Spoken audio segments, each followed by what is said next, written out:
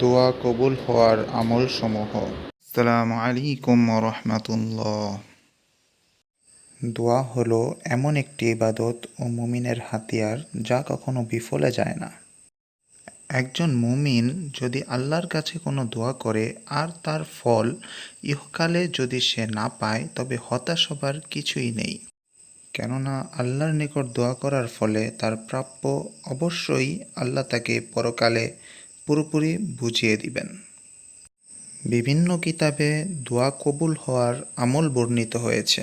Number 1, হজরত হাসান বসরি রহমতুল্লাহ আলাইহি বলেন, যে ব্যক্তি এই দোয়া পড়বে তার দোয়া কবুল করা হবে।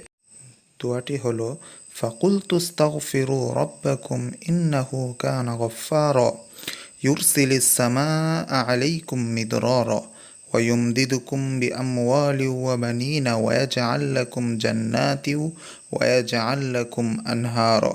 সূরা নূহ।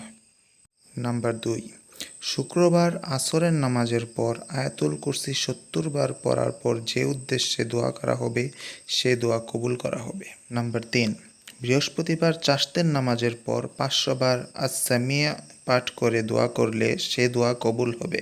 নাম্বার 4, ইয়া হাইয়ু ইয়া কাইয়ুম ইয়া আরহামুর রাহিমিন, এই নামগুলো দোয়ার মাঝখানে বারবার পড়ার দ্বারা দোয়া কবুল হবার সম্ভাবনা অনেক। নাম্বার 5, লা ইলাহা ইল্লা আনতা সুবহানাকা ইন্নী কুনতু মিনাজ জালিমিন, এই দোয়া 3 বার পড়ে যদি দোয়া করা হয় তবে ইনশাআল্লাহ দোয়া কবুল হবে। আরও অনেক উপায় আছে। আল্লাহর উপর বিশ্বাস রাখুন, ইনশাআল্লাহ আল্লাহ কবুল করবেন। কেননা আল্লাহ সবার দোয়াই শোনেন, উপযুক্ত সময় বুঝে তিনি দান করেন। ইসলামিক ভিডিও ভালো লাগলে চ্যানেলটিকে সাবস্ক্রাইব করে রাখুন। ধন্যবাদ।